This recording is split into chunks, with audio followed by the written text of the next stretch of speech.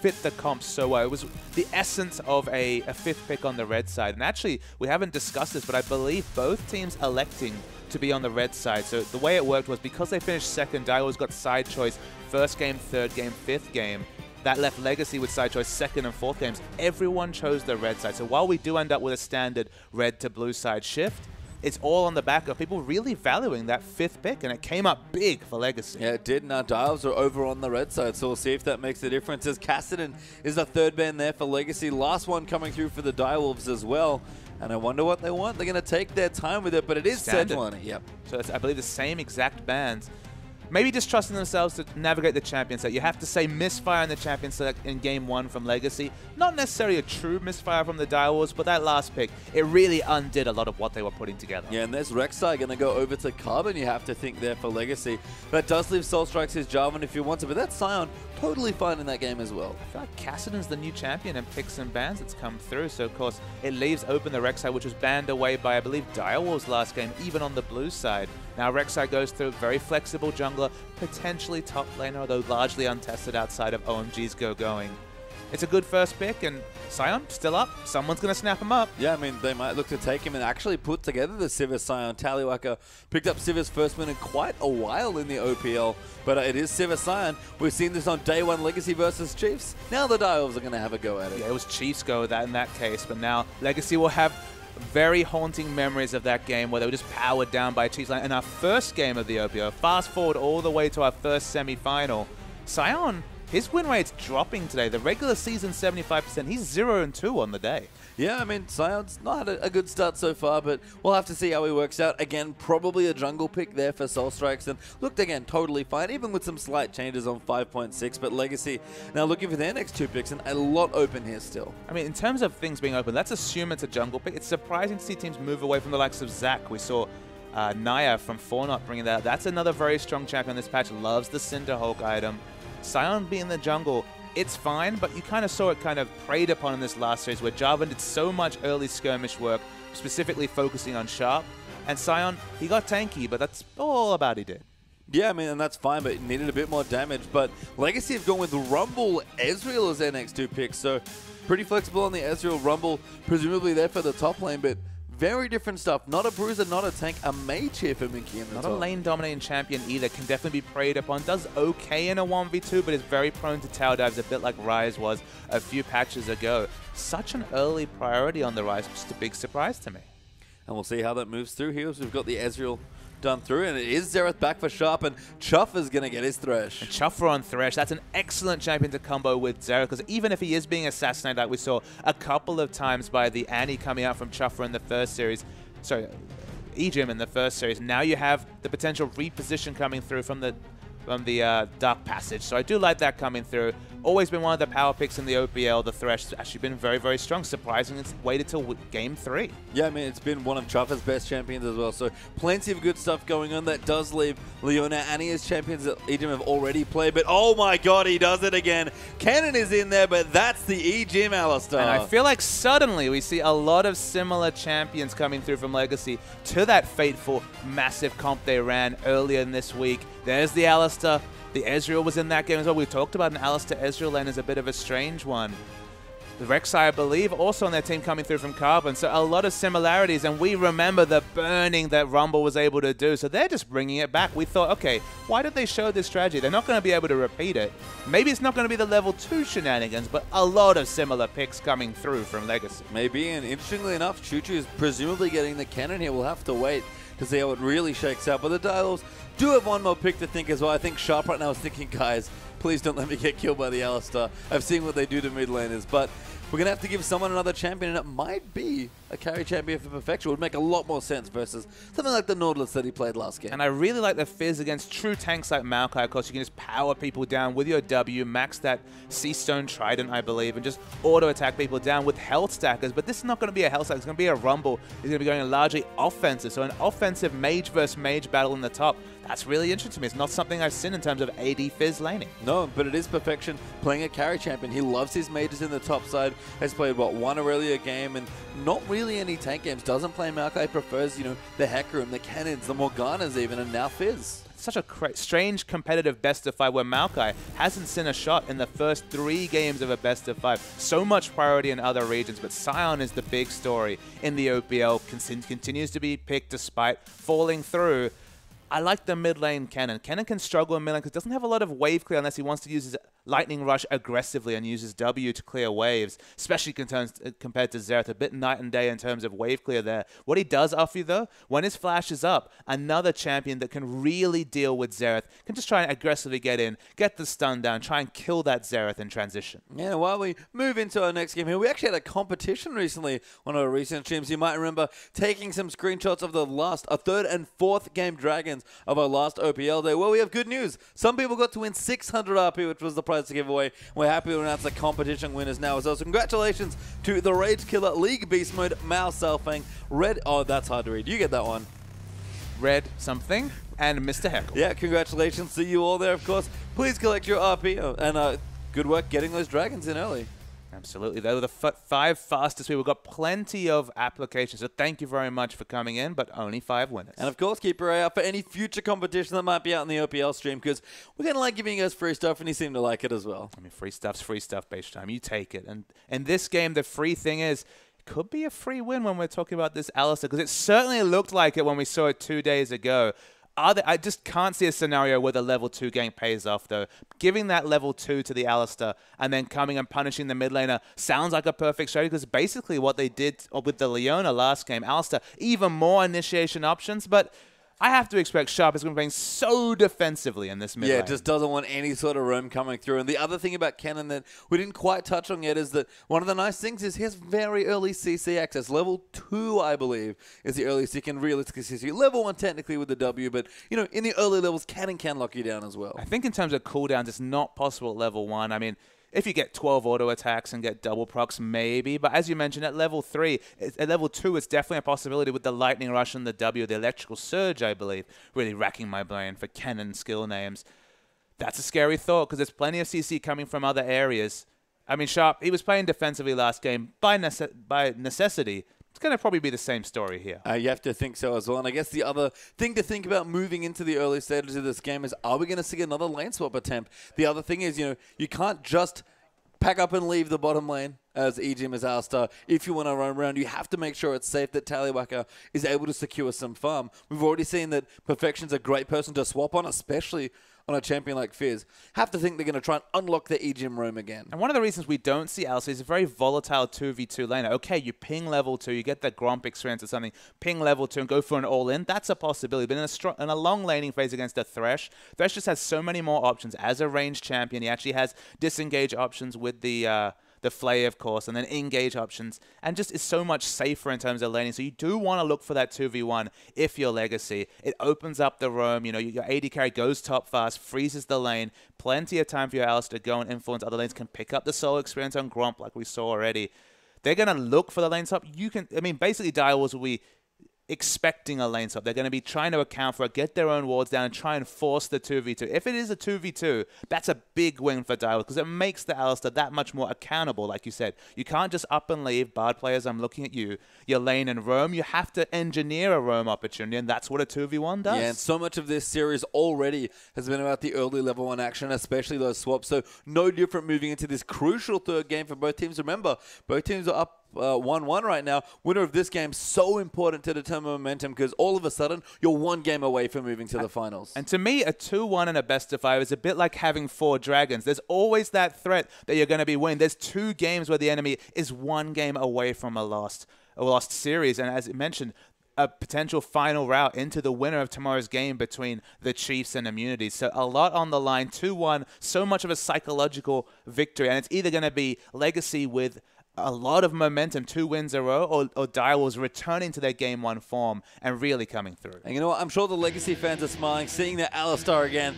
We're about to see it again real soon. He was going to hop into our third game between these two teams. Legacy won the last game. Direwolves, of course, taking the first, and now it is all squares. We move into Game 3 of our best of 5. The EGM Alistar is back, though, and he wreaked havoc on Monday. It's a story of comfort on both sides. Comfort for Sharp in this Xerath is already 4-0 up, and remember, 4-0 between the OPL regular season and the earlier victory. But EGM's Alistar, it's a favorite from 2014 World international wildcard.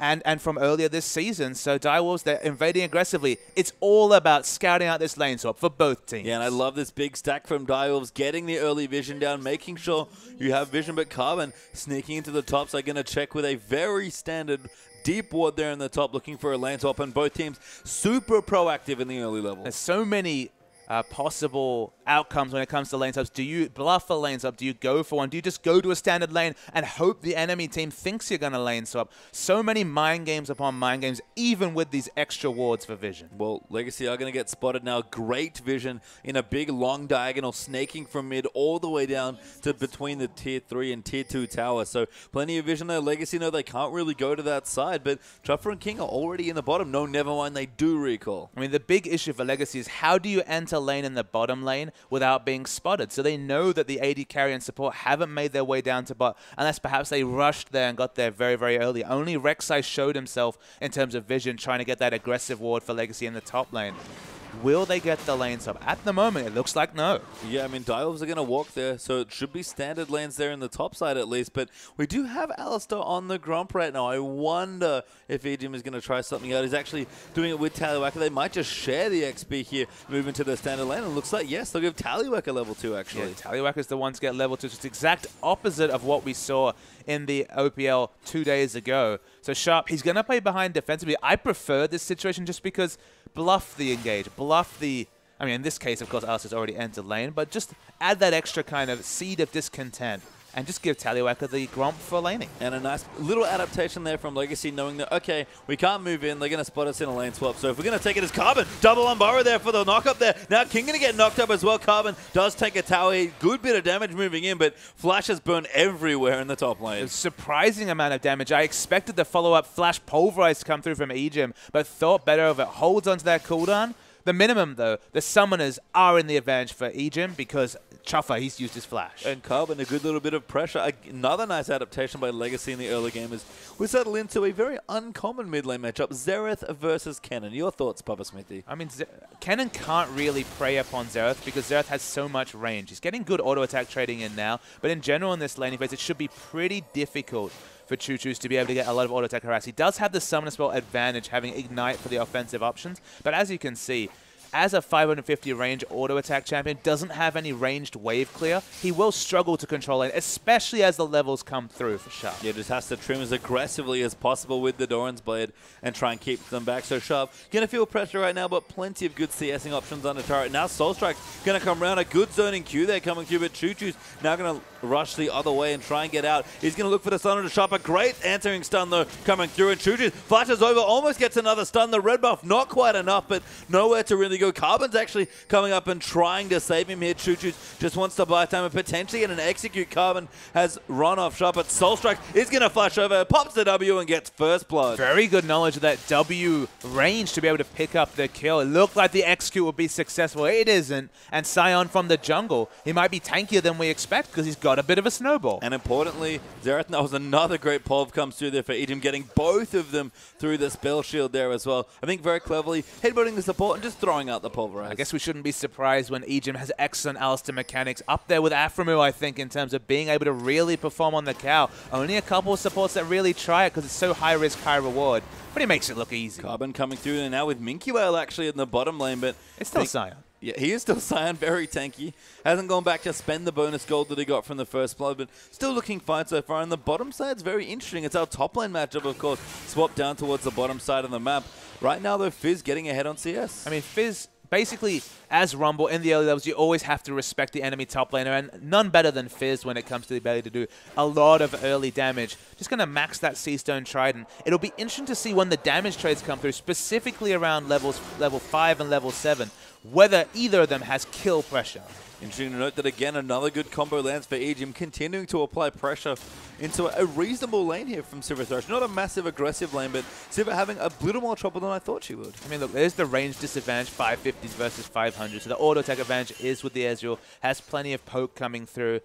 The headbutt pole, though, sets up a lot of consistent damage coming through from the Ezreal, and they have to respect the ranges coming through from the Alistar. Some nice laning so far in the early stages, especially for the Legacy duo, but Choo-Choo's doing well as well here in the mid lane, even on CS as Minky flashing over once Perfection for dead here as he lines up 1Q, lands the next Harpoon, as Perfection will get slow, but no follow-up ulti for the kill. And the levels are always interesting. Whenever we see the Rumble versus Aurelia matchup, we talk about level 4 being different to level 5. It's much the same situation with Rumble. Has to play passively, has to seed lane advantage for the early 3 to 4 levels, but level 5, that's when the Flameslinger really starts getting going in terms of damage, especially in the danger zone. And so far, the heat control by Minky, it's been spot on. Yeah, he's a stellar Rumble player, and really on show there in the trades. Is down in CS as a result, but catching up nicely. His Perfection is forced to back. He does have his teleport. He'll burn it, but Carbon is on top of a very early Dragon. So the Dragon has been started by Carbon. Now that Fizz really can't exit lane, only had to teleport back, but now has to deal with the minion wave. We'll see how fast this Dragon will come.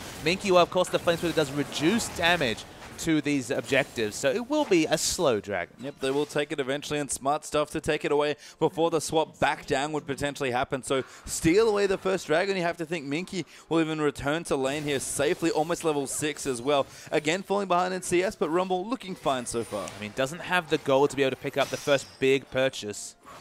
Soulstrike's here as well, actually. Flay coming back, but a teleport moving in. They're actually trying to bait it. Shuffer could be in trouble, gets headbutted away. Minky, though, is ported back in. He needs 1 kill for level 6, and now he's got it. Equalizer maybe going to come down. Tries to cut off King, but he flashes over the top of it. Ejim can't find any more CS, and just the 1 kill. Yeah, just no way to lock up King, even if he laid it across the wall there and stopped that retreat path. Had flash available, was going to be able to get away from the damage. The first goal, as you mentioned, pinged level 6. It looked like it would be an awkward interaction where he wouldn't be able to have level 6 during the fight. Still works out pretty well for Legacy. Yeah, gets it, but can't get a follow-up kill. So a teleport there used aggressively by Minkwell, but does get his dual lane a kill as a result. And you know what? The Dragon's already been taken away. Not worried about that being taken as a counter. Interesting to see him go for the Magic Pen boots. Obviously, a core of Rumble's kit will be the double magic penetration items, but doesn't really let him stand up against already a Sheen coming through from the Fizz. The big question is, now with 30 CS the advantage for Perfection, will this game reach a point where Rumble can't enter lane against the Fizz? That's when things look really bad for Legacy. Well, we've actually swapped back now, so Perfection just saying hello there to Ejim, but we'll kind of bluff the recall. Ward there will spot him off, so Ejim probably going to deny these backs for a little while longer, and Ejim, you can tell, he knows what's up. Yep. Yeah, he's going to cancel. Actually gets fished, though, and doesn't have his ult. He's forced to flash away, and King is coming back now as well. Too much damage coming in, and Ejim gets baited himself there. Kill goes to Perfection. And the person baiting definitely got baited in that situation. Ejim having a bit of fun, but his own demise. Level 6 and level 5, very different levels for Alistar. Could shrug off that damage at level 6, not so much at level 5. No, and Carbon going to rotate back in towards his own blue buff. Might just take it himself, given that Cannon is energy based there. Choo-Choo's could take it for the extra regen if he wants it, but probably unnecessary. And he's doing well in CS. That's the other thing to report here for Cannon and Xerath. Very even so far. Lots of early farming, and not sure who their favors, but they're both fine to get their early items going now. I mean, Cannon can do a lot of things in the fight, but he's very gated around either getting a flank or having his flash available. Probably going to see very early distortion boots coming through, because Cannon, he can't just walk through the enemies into a fight. The box will come down for the massive slows. There's all sorts of CC coming out from the other members. In the top, though, we're seeing a really aggressive trade. Minky are trading very well up against Perfection. No ulti here for the Fizz, and Minky might just get a solo kill. Does do so, and Minky, well, Perfection's the Rumble player. Minky is showing him what's up, though. Yeah, I feel like Perfection just kind of misplayed in his use of the playful Trickster. You need to get damage trades before you go for the all-in. You're not AP Fizz. You're not about burst damage. You're all about consistent trades that the enemy team can't use to look to trade with, because Seastone Trident does that current health damage. It does a lot of consistent damage, but if you try and all-in a Rumble, you see what happens. Yeah, and Minkwell, again, very practiced and pronounced on this Rumble here in the top side. Carbon looking as well, might even gank Perfection if he comes back to the lane here, and we've seen teams do this before, but Perfection getting a little bit camped now, potentially. Perfection's definitely getting a lot of attention from multiple people. The Rek'Sai's on his side of the jungle, so he has to be careful. Ezreal's got the mana. It's worth knowing, of course, the Power Trough has started for Tyler Wacko. He starts to power up this mana moon. Not quite the tier. At least he has the mana moons for the faster stacking, but it does not compare to the BF sword and the extra 1,000 gold that King has in the bank. Yeah, bit of a trade there. Pink ward will go down as nope, has to give it up. Choo-Choo's will get it instead. Wants it badly, but actually maybe has to be careful. Can't auto attack in E, but will get the ward out, and Sharp can't quite lock him down. So Sharp, he's had another comfortable laning phase. We still haven't seen the really aggressive move from Kennen, but my goodness, we might see one now. Yeah, Soulstrike's very aggressive, and Chuchu's forced to flash away. Soulstrike just comes in, burns a flash, and that's all he wants from his ulti. And Chuchu's sitting on 2,300 gold, so he definitely doesn't have solo kill potential at this point. He needs to spend that gold, and it'll be interesting what his first purchase is. I'm guessing Abyssal Scepter. We'll have to see here. Lots of gold banked up, of course, and Chuchu's getting poked out a little now as well, keeping healthy-ish with some potions, but gets the cannon and just looks to go back. You think Minky in for coverage of the lane, actually, as Perfection's going to continue farming in the top side. A good little swap around does protect this tower, but Chuchu's even staying now. You might ask, why are we seeing this from Chuchu? Why are we seeing the fact that he hasn't been able to look for a shop and the fact that Xerath has had multiple shops this game? The big factor, we already talked about it, the lack of wave clear coming through for the cannon. He just can't match the wave clear that comes through from Sharp, so he's just never found a spot to be able to back with the lane in a decent spot. He also has a massive first item purchase. Even though there's magic just coming through from the Fiend's Unholy Grail, the big factor is this actually does give a semblance of wave clear, because now the Lightning Rush into Electrical Surge should be AoE wave clear. Perfection, though, is forced to use Playful Trickster, gets knocked up, though. Equalizer comes through, but a good Urchin Strike gets him clear of it for now. Minky wants to die, but can't complete it, and Perfection safe this time. Minky did not manage his heat well in that situation. Overheated on the W, not on the Flame Spitter, so didn't have the damage to be able to turret dive, even with two very healthy, almost full health members in Rek'Sai and Rumble. Just a little bit of Rumble mechanics lapsing there from Minky. Would have gone in, but certainly we're tanking up, but didn't have that damage, like you said. And kind of looking through some of the items, Carbon doing it again. This is the second time it's gone for the skirmish, but Minky gets tagged by the fish on Perfection. Going to come in, and AD Fizz just so much damage. Playful Trickster down again, and Minky, this time he's the one getting solo kill. And that's the thing I was expecting. That's what I thought would happen the first time. The item times haven't changed. In fact, he did not shop when he backed. But if you watch those cooldowns appropriately, you can see the damage potential. Carbon charging forward, though, has used his smite, I believe, so going to get some damage down, but Perfection with his E up, just Playful Tricksters away. They didn't have to use Flash. It was worth going for that damage trade. Returning to mid, with Abyssal Scepter, you have a bit more AoE wave clear. With that 20 magic resist reduction, it works on minions, so you can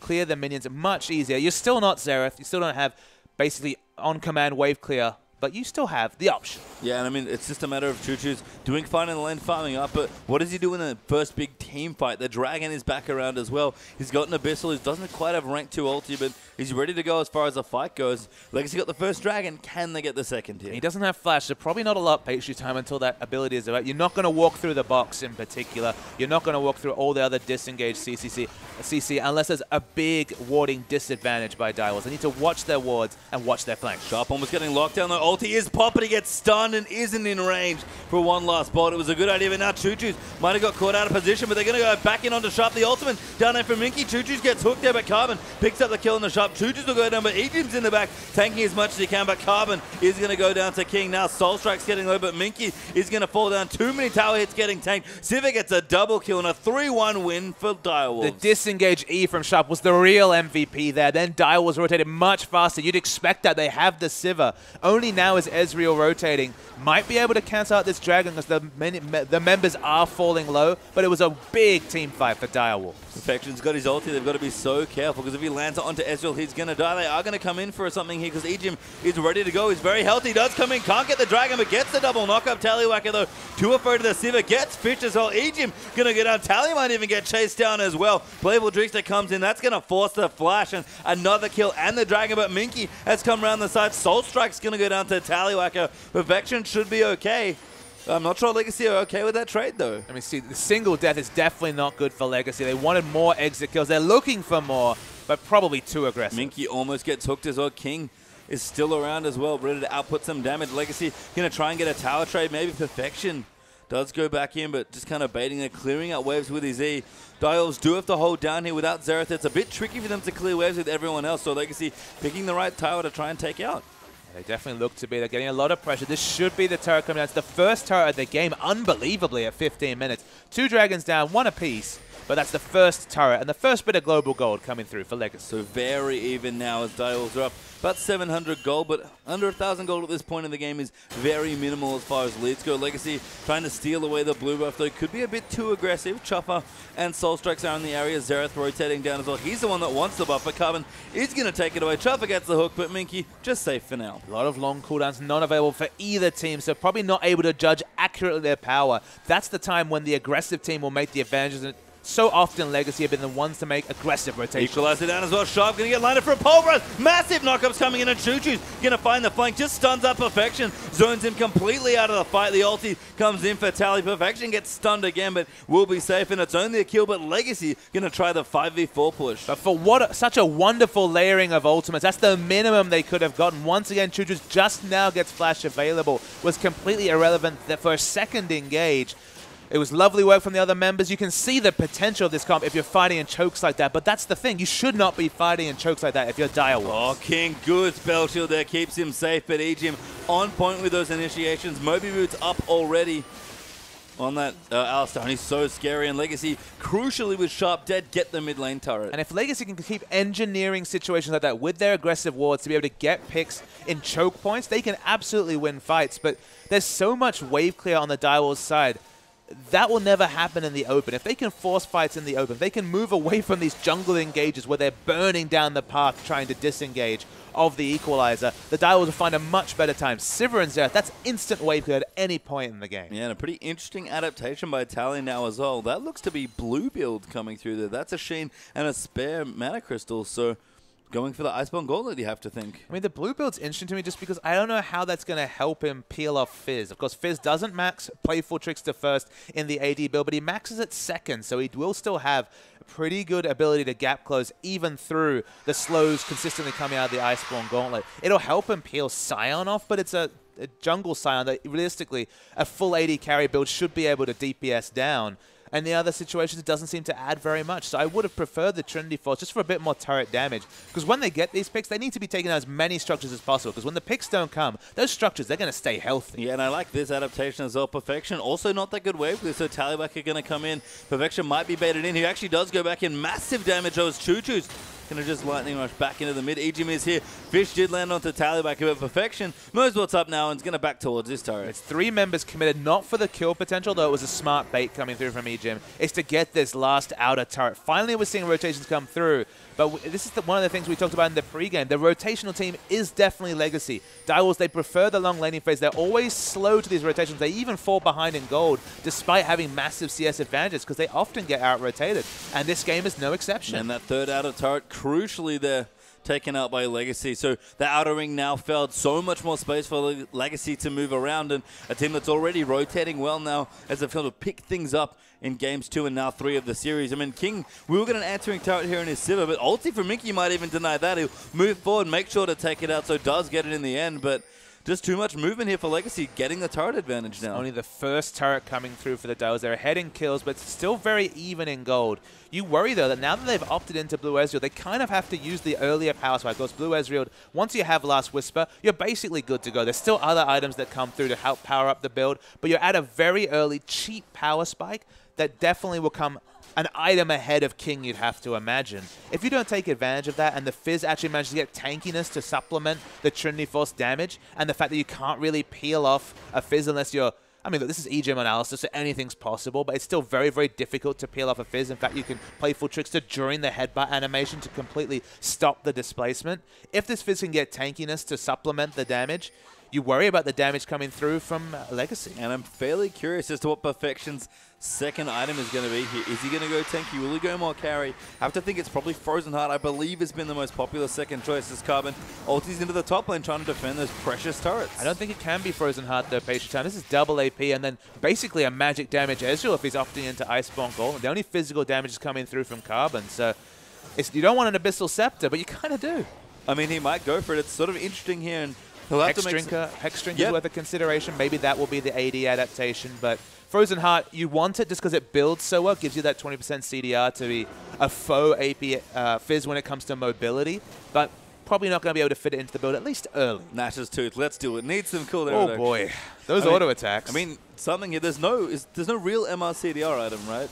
Just thinking off the top of my head is Perfection. Can dive in. Miku on the top line. Equalizer comes down. Overheat though, but Perfection. Little too deep there. Forced to flash away, and Minky, he's safe for now. I feel like he could have gone for the engage and lived. It would have been a very hard juggling act. Of course, you don't have a lot of health apart from the health on the Phage and your Trinity Force, but he's over half health, and Minky was falling towards about 30%. Too defensive, I think, to use the flash. Yeah, but Minky now not able to join in any sort of fight. Perfection Could join in if he wants, but he'd likely be there first, given the pressure Minky's currently under. And Ejim is lining something up. He goes in. Massive headbutt pulverize, and there's 2 kills easily as Choo-Choo's dives right in. And we see all the time why Ejim loves this Alistar. They got Alistar there, did they, Pastry Time? I don't like to use abilities as a verb, but, well, champions as a verb, but that's exactly what happened. The headbutt pulverize out of nowhere. Flash headbutt pulverize, no less. He makes it look easy, and that's going to be a free dragon for Legacy. I think it's a discredit. They got Ejim'd there, did Direwolves there. Just so good looking on this Alistar, and that is their second dragon now. Sharp got to be careful. Actually, walking past a ward might get Ejim once again. Soul Strike's the next target, though. He's going to get CC'd up if Choo-Choo's can find enough marks of the Storm. Does finally not get it there as he moves in for the slow carbon. Gets the knockup. They're going back in, but Soul Strike's very tanky. Sharp, though, could be in trouble as Perfection's going to teleport in. Who can he find? The W moves in. Ejim quite low here as Perfection gets exhausted, immediately stunned.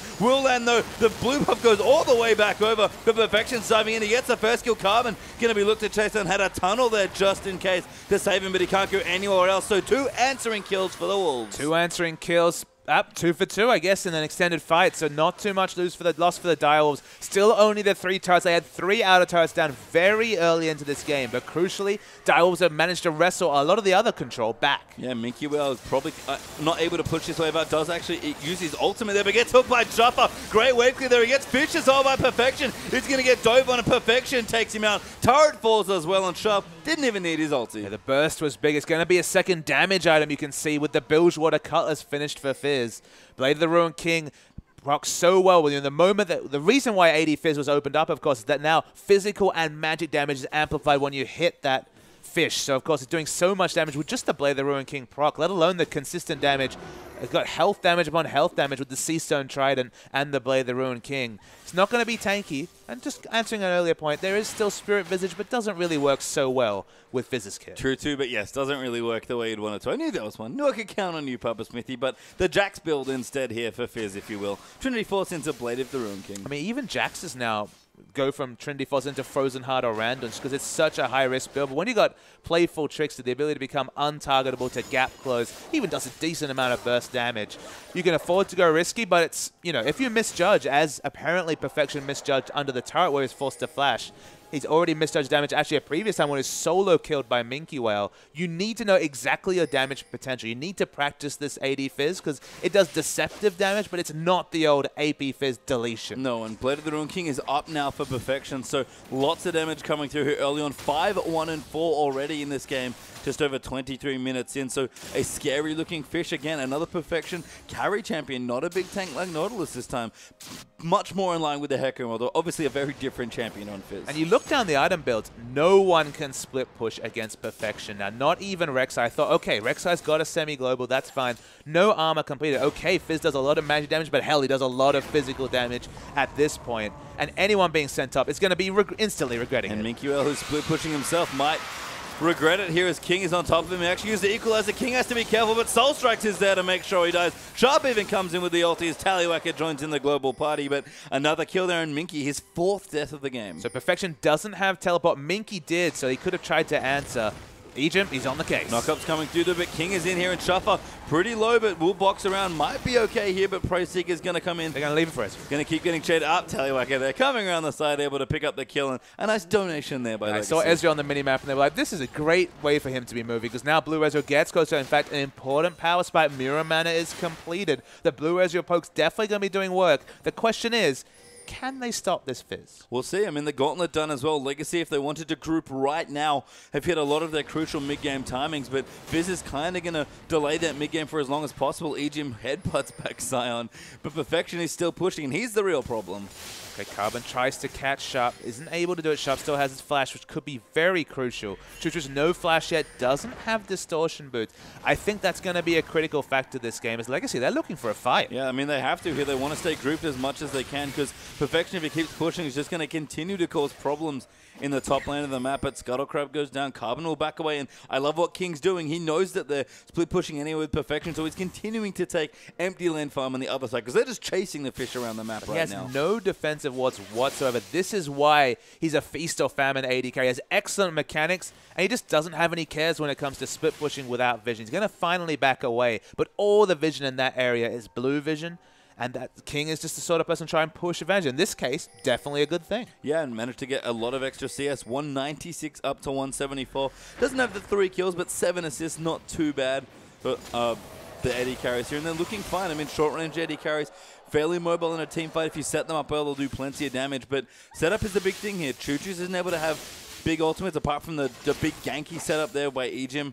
I mean, defensive items coming through for Carbon. Minky really powering along. They're very far behind as far as item build goes. Next Dragon's up in a minute 5, and I don't know if Legacy is strong enough to fight for it. So Legacy, you see those engages from Alistar, and you wonder, how do you counter that? When you flash WQ, we're talking about 1,000 range of gap close, a mini Malphite ultimate. How do you counter it? The way you counter it, you can see on the minimap what Direwall's done here. They have pink warded all their flanks around Sharp. Suddenly, Sharp is super safe because all the flanks, there's 5 pink wards on the map that they've maintained here, and they are all pink wards to stop a flank engage from either Cannon or Alistar. And Sharp even aggressively moving behind the Dragon, now helping King and Schaffer, who are pushing out the bottom side. Might look for a gank. There's a good ward there from the upgraded blue trinket, actually. Legacy have to force this Dragon because they have no one to stand up to Perfection. But he's going to get some towers. It could even teleport in for the team fight, so have to be careful here. But Legacy already grouping in Ejim. Actually gone in already with Carbon, with the teleports are coming in now as well. Chuchu's looking to pop the ulti. I already used it, actually. Now Minky getting locked up by Soul Strikes. The fish lands in, but Chuchu's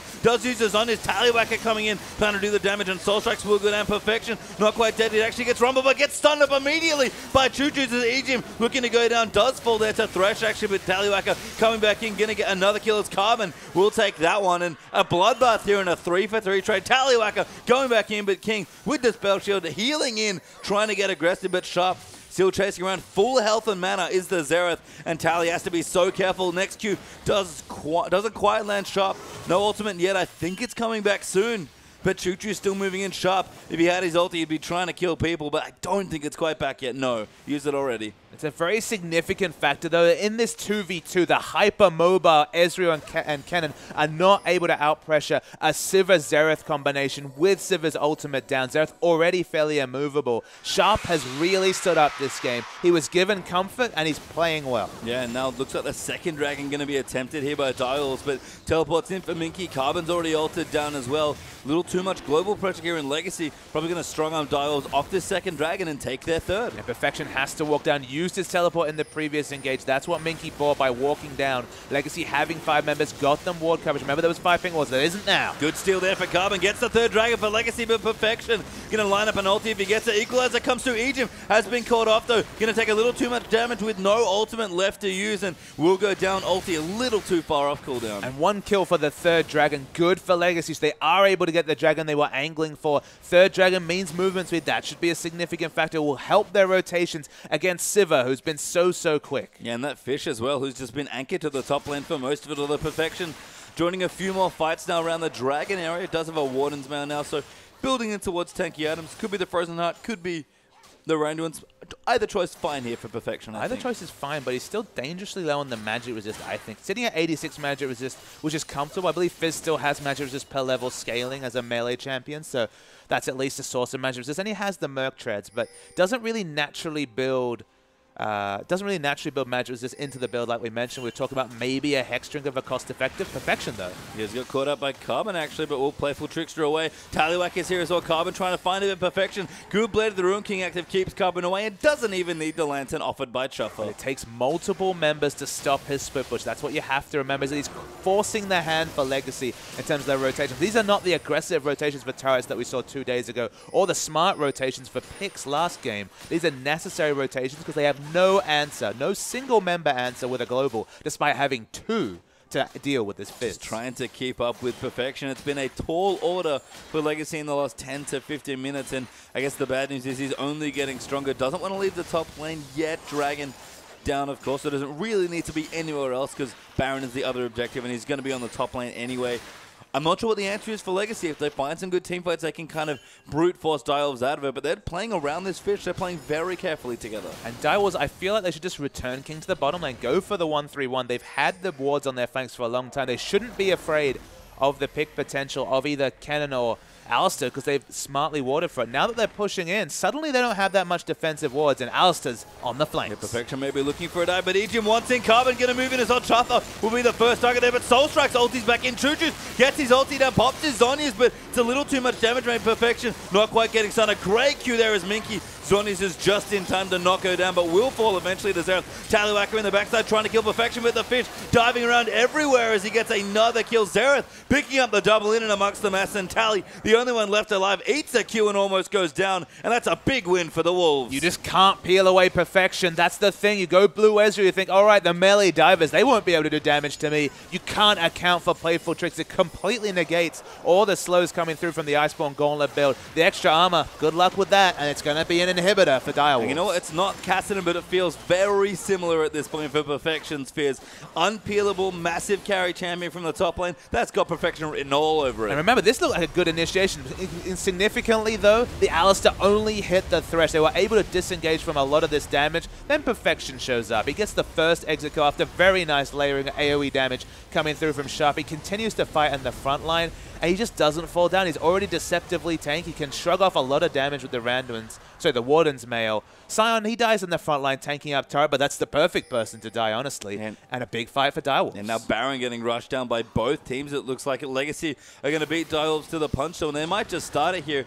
A little bit desperate, but they're kind of getting to that point in the game. 6,000 goal behind. They will start at King is crucially in the bottom side of the map, which might be the biggest reason why. Sharp throws a couple of ultis and gets good damage down.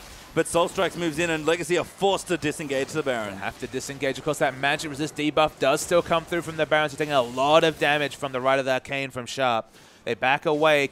King is going to get to this fight soon. Hasn't popped the ultimate. Is going to walk up and get there. Legacy, you have to think they're going for one last big engage. Rek'Sai coming in. They might want it here. The lineup, the ulti is getting used, but the Sharp actually just gets an easy kill onto Rumble. Xerath kiting away Carbon, but Soulstrikes will peel off for Imperfection. That's found Chuchu's with his ulti and Ejim trying to tank what he can, but Chuffa and King diving onto Tally. A massive ult there from Chuchu's to peel, though. Now Perfection going to move in, but he's just too strong. Gets the next kill. Massive kill from Sharp. Ejim going to be the last to fall. They can't even get Perfection, and that's the ace. I don't know how he finds assassins that can cause so much split pressure like this consistently. He had Hecarim respect banned against him. They added Kassadin to the 4. It's still not enough, and Perfection 10-2-9. He's willing Direwolves over the line. Yeah, teleports down as well, gets the turret, might even get a few more as Sharp and Soulstrikes come into the base as well. 2 seconds left on Minky. I don't know if he can defend it. 10 seconds left for anyone else to come. The Nexus now exposed. Minky going to dive in onto Sharp, but Q lined up there, does use his Zonies, but Perfection just going to try and finish the game. It's not quite a Peke, but he doesn't need it. The Nexus will fall, and the Direwolves go up 2-1. The Direwolves, they have to look to their top lane for the carry, and once again, it's Perfection. What a wonderful performance from him. We mentioned 10 minutes ago, 15 minutes ago, who are you going to send against Perfection? The answer was nobody, as you could plainly see. There's nothing Rumble could do in a 1v1. If they'd sent multiple members there, it undid a lot of what is the Legacy strength. It's aggressive rotations. You can't rotate when no one can stand up to the Fizz, and then he got tanky, and that's the scary thing. Living through these fights, doing consistent damage. It's not burst, but man, it won them the game. Yeah, and that was the big thing sort of moving through the rest of it is like, you know, he's just so strong, couldn't split push, and Legacy tried to group and fight him, and unfortunately at that point, Perfection was more than happy to team fight as well. And that's the thing for a split pusher. If you can have the situation where they have to spend multiple members to deal with you, it opens up safe farm for your other allies. It allows you to move up your pink wards. Had 5 pink wards up on the map for a very long time. We'll see a replay, but the Direwolves in general, they played around Perfection so smart, and that was what won them this game. So this is another one of those situations. Look at Perfection's build at this point. This is the last fight. Trinity Force, Blade the Ruined King, even managed to get a Negatron cloak. We wondered where the magic was just going to come from. It's just the cost-effective choice with the 850 gold. And he can just do so many things. He's so damn tanky. So we'll roll the tape. This is after there had already been a to and fro from the Baron. They're actually on the Baron. Now, Minky, he's the big one here. He tries to get the Baron harassed, but he dies instantly. So this is already a 5v4. And you just watch Perfection in this fight. He forces Chuchus to defensively Zhonya's. He'll reactivate the ultimate. He does get a fairly good slicing Maelstrom, you have to think, especially given the fact that he didn't have the ultimate available. But Perfection, he's on low health, but doesn't matter. Sharp, he's back on the Xerath. He looks so much more comfortable this game. Navigates a lot of the early attention. Didn't quite have the Ejim roam to mid that game.